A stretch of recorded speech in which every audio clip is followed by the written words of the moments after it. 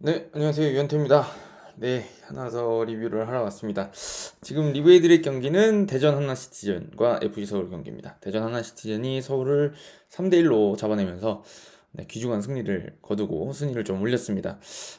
사실상 뭐 대전의 완승이었다 이렇게 평가를 드릴 수 있을 것 같은데 두 팀 다 좀 할 얘기는 있었던 것 같아요. 개인적으로는. 어, 어디부터 말씀드리면 좋을까 싶은데 일단 저는 이번 경기는 대전이 잘한 면은 물론 있습니다. 대전이 잘하는 거를 잘 보여준 경기였다는 생각이 드는데 한편 그거의 반면에는 또 서울이 대전이 잘할 수 있는 판을 깔아줬다 이렇게 또 생각이 들거든요. 그래서 먼저 서울 얘기를 드리고 그 다음에 대전이 잘한 점들을 좀 짚어드리면서 그에 더해서 조금 대전이 지금 최근에 흐름이 좋지 않았다가 뭐, 그러니까 이기는 팀들을 보면 뭐 울산도 잡고 막 괜찮은 것 같은데 또 무기력한 경기들도 좀 있거든요. 사실 잘 안 풀리는 경기들도. 그래서 그 얘기를 같이 좀 드리고 가도록 하겠습니다. 그러니까 먼저 서울 얘기를 좀 드릴 텐데요. 제가 지금 사실 제목에다가 이제 뒷문 단속 못하니 전체가 불안하다. 이게 무슨 얘기인지 어떤 팀 얘기인지는 K리그를 꾸준히 보시는 분들이라면 누구든지 이해를 하시리라고 생각합니다. 이거 결국 서울 얘기인데요. 저는 좀 그렇게 생각해요. 어, 포항에서 김기동 감독님 했던 거하고 서울에서 하려고 하는 게 어느 정도 비슷한데 그게 잘 안 돼요. 잘 안 되고 잘 될 때 잘 되는데 못할 때 좀 못해요. 예, 그런 게 좀 있거든요. 그래서 그 얘기를 좀 드리고 싶은 건데 제가 저번에 언제였지? 시즌 초반에 그랬던 리뷰를 드렸던 것 같은데 그러니까 그러니까 머리는 김기동인데 몸은 아직 FC 서울이다. 이런 얘기를 좀 드렸던 그런 취지로 이야기를 드렸던 적이 있는데 여전히 그러다는 느낌을 많이 받습니다. 그게 어떤 의미냐면 김기동 감독님이 하고 싶어하는 축구는 아무래도 주도성을 가지고 있는 축구죠. 물론 김기동 감독님이 굉장히 실리적으로 내려서는 축구도 많이 했지만 포항에서도 본인들이 생각하기에 체급이 비슷하다거나 크게 밀릴 이유가 없다고 생각하면 굉장히 적극적으로 두드리고 깨부시면서 상대를 막 싸움하는 거를 즐기는 축구를 했었습니다. 근데 이게 저는 제가 항상 고평가를 하는 이유는 그렇게 싸우는 축구를 하는 팀들이 현대 축구에서는 주로 성적을 내요. 네.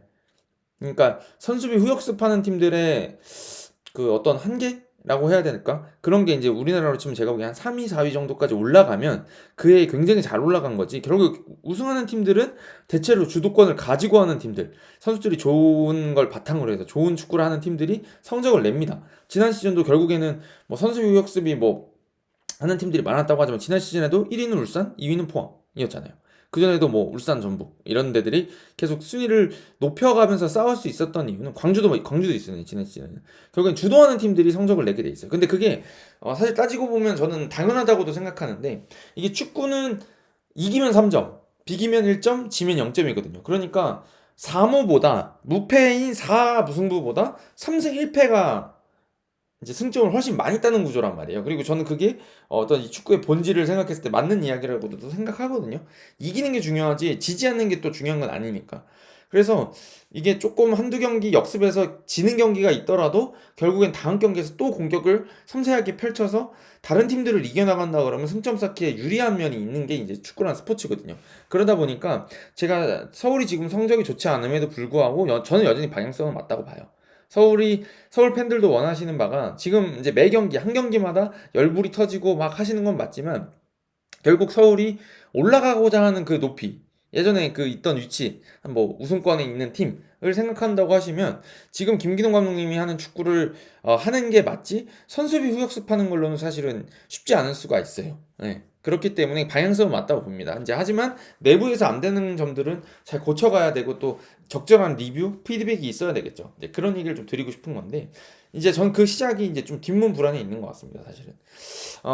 지난 경기 그 전북하고 경기 때 결국 최철원 선수가 너무 큰 실수를 했죠. 너무 큰 실수를 했고 쫓아가는 흐름이 되는 것처럼 보였지만 결국에는 이제 뭐 원더골을 얻어맞고 왜 우리한테만 원더골을 이렇게 자꾸 넣는 거야라고 하면은 그거는 제가 모르겠어요. 불운이라고 해야 될지 모르겠지만 어찌됐든 그 경기를 어렵게 풀게 됐던 이유는 사실은 이제 뒷문에 불안이 있었죠. 그리고 단순히 그 최철원 선수의 불운함뿐만 아니라 최근에는 FC 서울의 고민은 전 센터백에 있다고 생각해요. 그나마 좀 든든하게 해주던 김주성 선수가 빠져버렸고 권한규 선수하고 술라카하고 황현수 선수가 이제 나오고 있지만 이제 아시겠지만 다들 실수가 있죠. 예, 다들 실수가 있고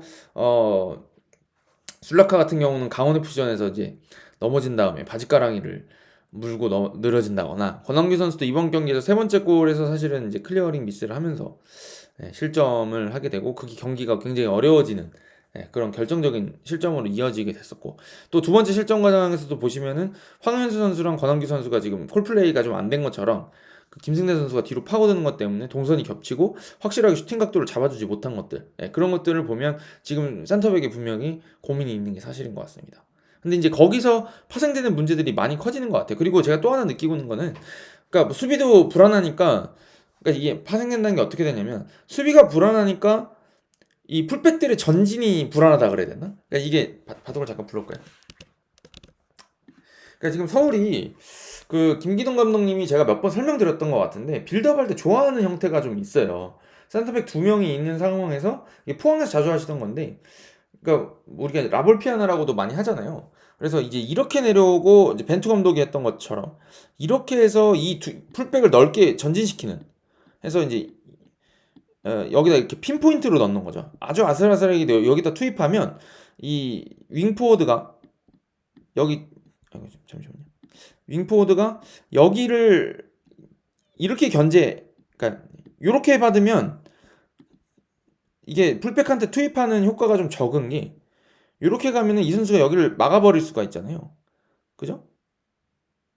그러니까 이 공격에서 이 선수를 제치고 들어가지 못하고 이제 뒤로 흘러나오는 경우들이 많게 되는데, 이게 지금 위치를 이렇게 뭐 기성용 선수가 이렇게 빠져나와서 여기를 센터백들이 벌릴 수 있게 된다.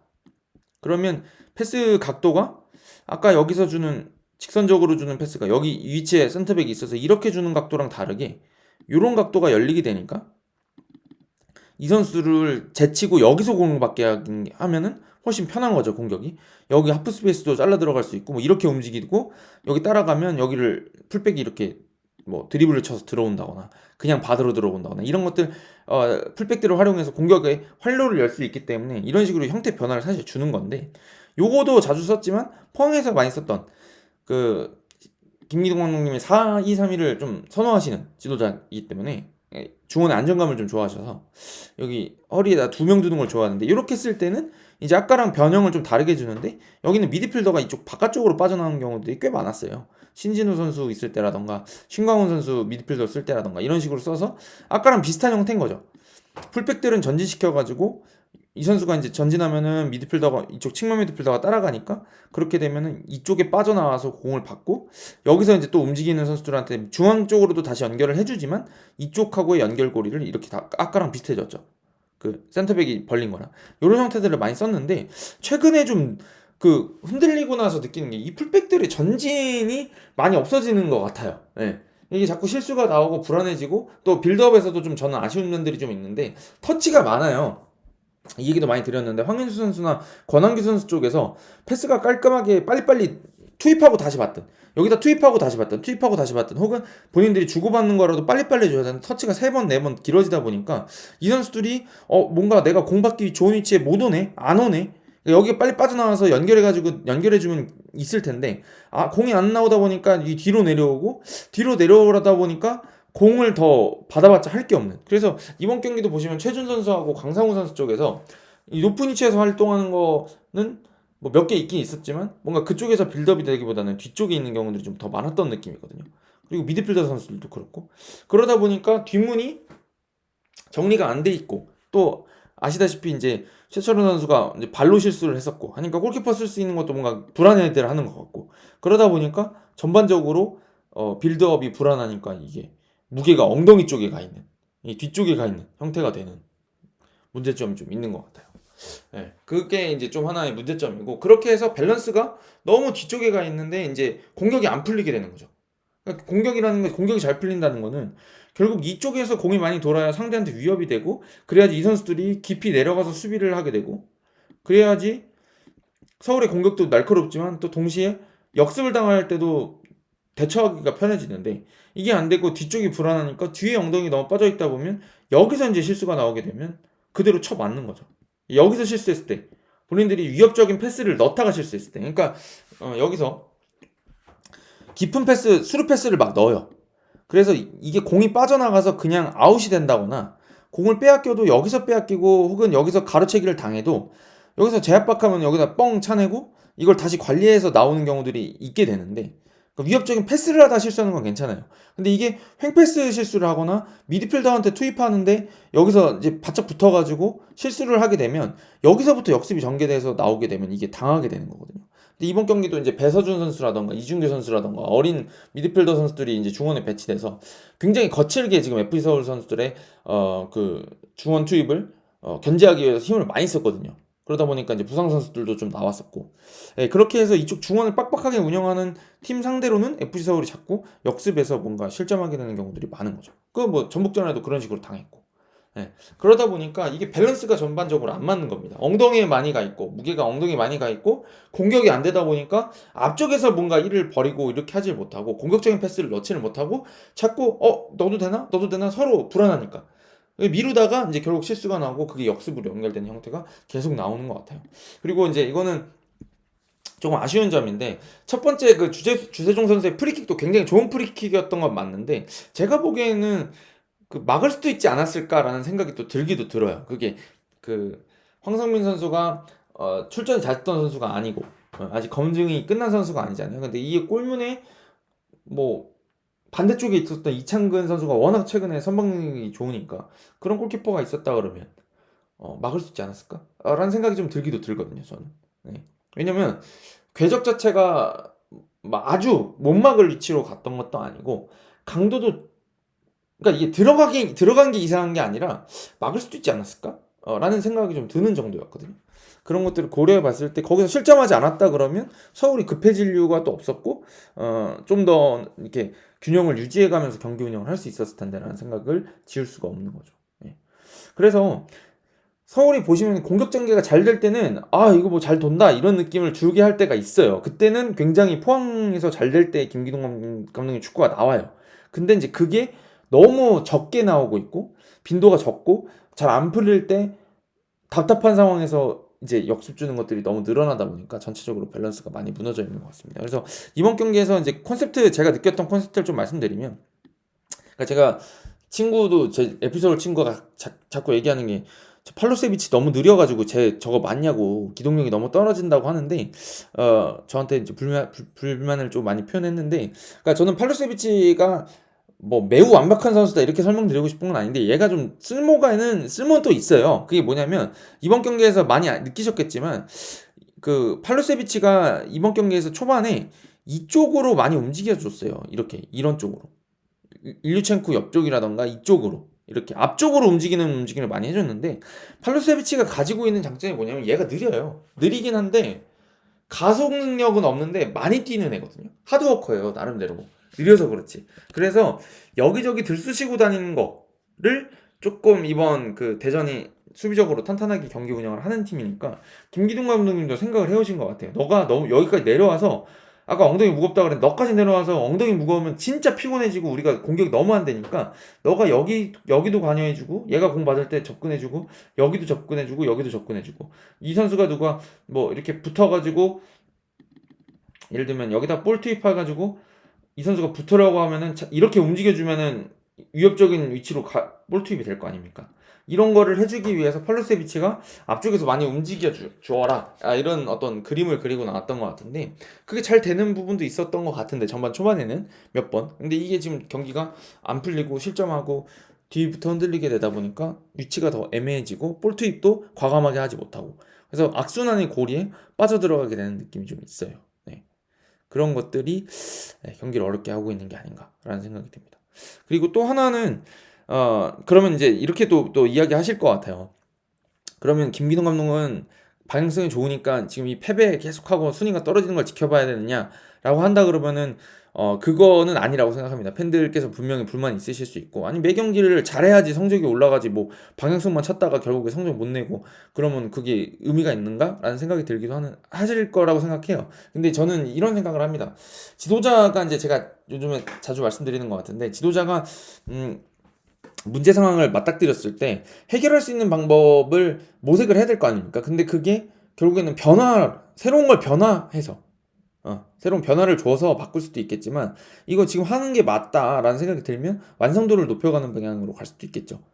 그런 방향이 있기 때문에 이걸 어느 쪽을 선택할지는 사실 감독의 문제고, 그게 또 결과적으로 성공한다 그러면 명장이 되는 거고, 그게 아니라 그러면 이 사람이 고집이 될 수도 있는 거고, 혹은 너무 지나치게 많은 걸 바꿔간다, 너무 매 경기 일관성이 없다라고 평가를 들을 수도 있는 거죠. 그러니까 성공하면 쿠데타가 아니고 혁명이 되는 것처럼 이 전술적인 어떤 색깔을 그대로 유지해서 간다 그러면 뚝심이 되는 건데, 이게 안 된다 그러면 아집이 되고 고집이 되는 것처럼, 혹은 이제 전술을 바꿨어요. 근데 그게 잘 안 먹혀. 그러면 일관성이 없어, 뚝심이 없어, 이렇게 가는 거고, 맞췄다 그러면 아 역시 유연해, 이렇게 가는 거거든요. 그래서 이게 어떻게 해결할지는 사실은 감독의 몫이긴 한데, 해결해야 될 부분은 분명히 있는 것 같아요.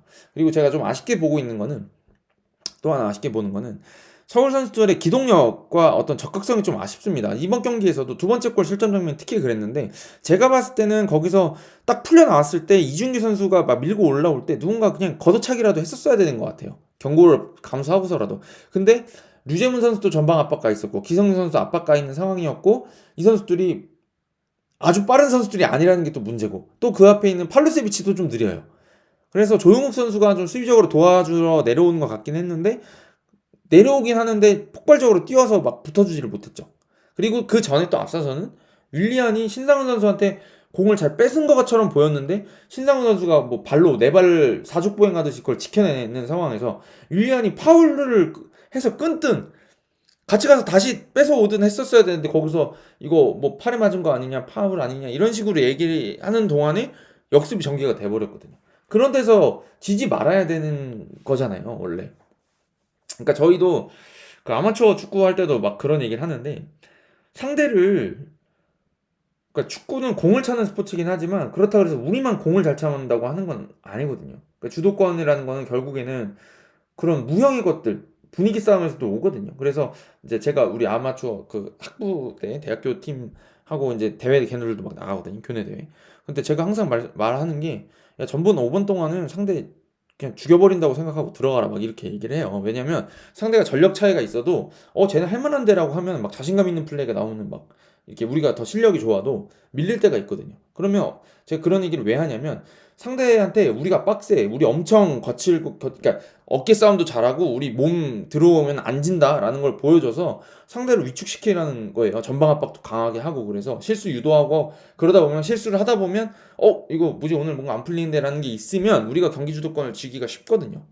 근데 이게 물론 프로 선수들도 그런 거 상황에 여러 번 대처를 해봤기 때문에, 제가 말하는 그 아마추어랑 막 절대적으로 막 동일선에서 비교할 수는 없겠죠. 하지만 그런 것들이 전 영향을 미친다고 봐요. 그게 이번 경기에서 대전이 굉장히 강하게 싸움을 걸면서 서울을 위축되게 만들었다고 생각을 하거든요.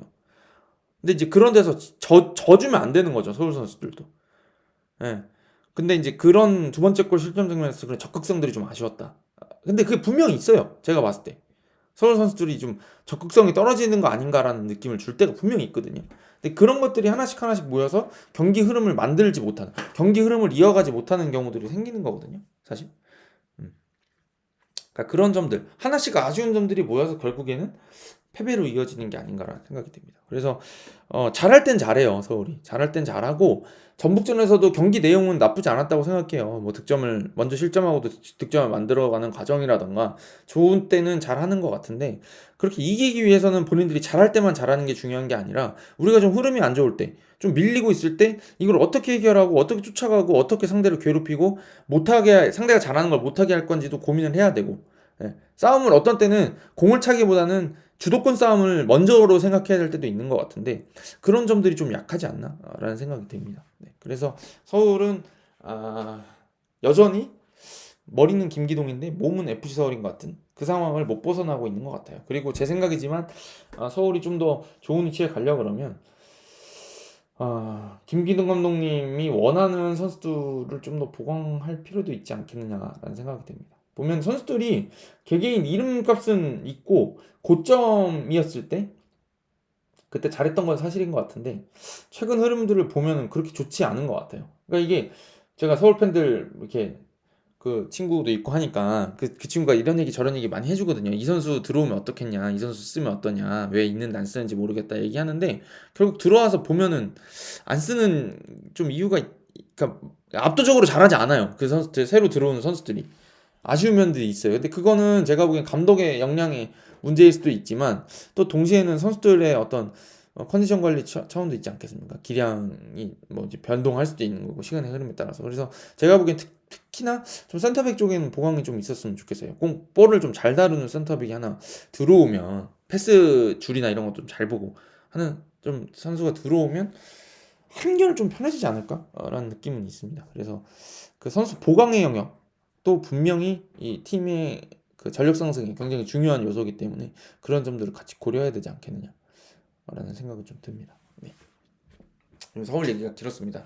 서울 얘기 여기까지 하고요. 이제 대전 얘기를 좀 하려고 그러는데 대전은 제가 보기에는 그러니까 이기고 지고 비기고를 반복하고 있잖아요. 그러니까 이렇게 왔다 갔다 하고 있잖아요. 좀 이렇게 성적이 이렇게 꾸준하지 못하고 이렇게 오르락 내리락 하고 있는데 제가 드리는 얘기는 거의 비슷한 것 같아요. 근데 이번 경기에서 잘한 건 뭐였냐면 아까 말씀드렸던 것처럼 서울이 좀 주도하는 축구를 하는 팀이니까 그거를 괴롭히기 위해서 굉장히 좋은 전략을 들고 나왔던 것 같아요. 이번 경기에서는 제가 보기에는 뭐 변형 3백, 3백, 4백, 5백 왔다 갔다 하는 형태였는데 최근에 이제 자주 쓰고 있는 전술이죠. 이정택 선수가 이제 오른쪽 풀백처럼 이제 처음 배치가 되긴 하는데 사실 풀백은 아니고 스토퍼 같기도 하고 윙백 같기도 하고 좀 애매하게 왔다리 갔다리 하는 형태를 쓰는 거고 그 다음에 이제 김현우 선수가 들어오면서 좀 발이 빠르잖아요. 그러니까 김현우 선수가 센터 있고 또 안톤이 또 측면이 가능하니까 측면도 가능하고 중앙도 가능하니까 그래서 이정택 안톤을 스토퍼에 놓고 이제 3백 형태, 4백 형태, 5백 형태를 왔다 갔다 하는 형태를 쓰면서 수비적으로 촘촘하게 하고 또 공격 가담할 때 숫자를 좀 늘리고 싶어하는 고민을 하고 있는 것 같아요. 그래서 이번 경기에서 또 특히나 역습을 서울이 이제 주도하는 축구를 좀 하려고 하는 팀이니까 그거에 맞춰서 왼쪽에는 그 김인균 발빠른 김인균 선수를 넣고 오른쪽에 있는 신상훈 선수는 어떤 때는 미드필더처럼도 움직이고 수비할 때도 깊이 내려와 주기도 하고 하면서 신상훈 선수도 이제 좀 빡센 선수잖아요. 워낙 체격도 좋고 힘도 좋고 한 선수니까 그쪽에서 또 이제 윙 플레이어들처럼도 하고 수비도 도와줄 수 있게 해서 많을 땐 5명까지 늘어나고 적을 때는 뭐 4명, 3명 이렇게 줄여가면서 숫자 싸움을 벌였던 것들이 잘 서울의 공격을 제어를 했던 것 같고요. 그 다음에 이제 중원이 워낙 빡빡했습니다. 이준규 선수도 그렇고 배수준 선수도 그렇고 주세중 선수도 그렇고 중앙 쪽에 투입되는 거를 바짝 따라 나와서 사실상 뭐 부딪히다시피 하면서 계속 뒤로 밀어내는 방식들이 나왔는데 그게 이제 이어지다 보면 실수가 나오고 실수를 틈타서 역습하는 형태들. 네.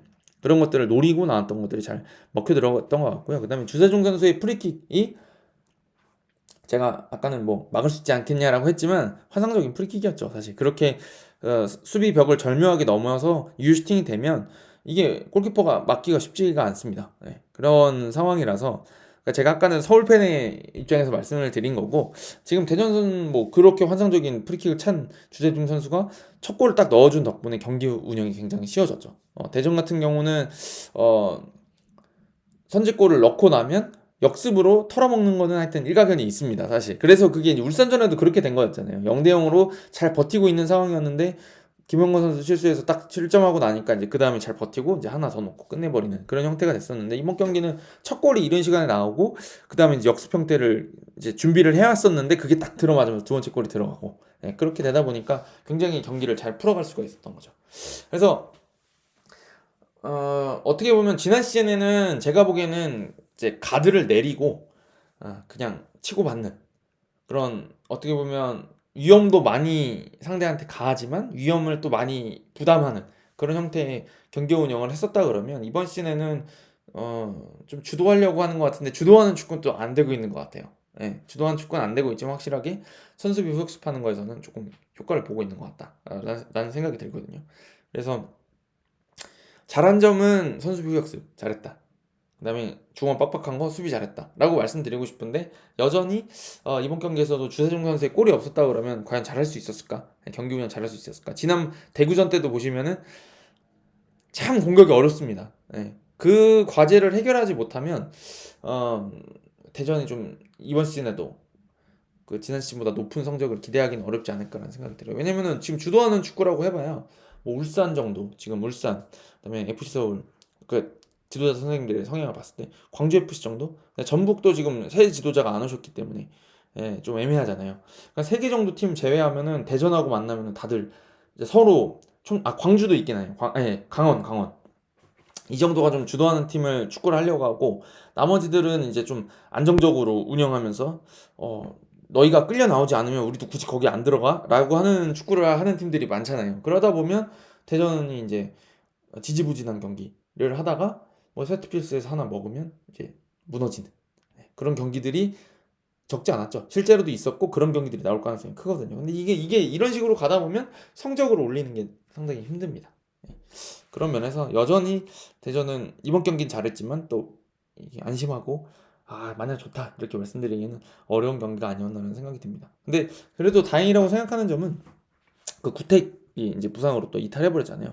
그 상황에서 레안드로랑 김승대 선수 같이 이렇게 그거를 나눠줘야 될 선수들이 최근에 그래도 괜찮은 경기력을 보여주고 있고, 또 김승대 선수가 득점을 올리면서 네, 기분 좋잖아요. 공격수가 한다는 거는. 그러면서 상승세를 타고 있다는 점은 조금 고무적인 면이 있지 않나라는 생각이 듭니다. 그래서 저는 서울한테는 과제라고 해야 될까? 지금 고민이 좀 더 깊어지는 경기였다 이렇게 말씀드리고 싶고, 대전으로서는 한시름 더는 경기였지만 그렇다고 해서 고민을 해결했다 이렇게 말씀드리기는 어려운 경기였다는 생각이 듭니다. 두 팀 다 고민이 남는 경기 아니었을까라고 총평을 드리고 가보도록 하겠습니다. 네, 다음에 이제 주중 경기 내일 또 있잖아요. 내일하고 모레. 네, 그거 끝나고 또 리뷰하러 오도록 하겠습니다. 감사합니다. 가보겠습니다.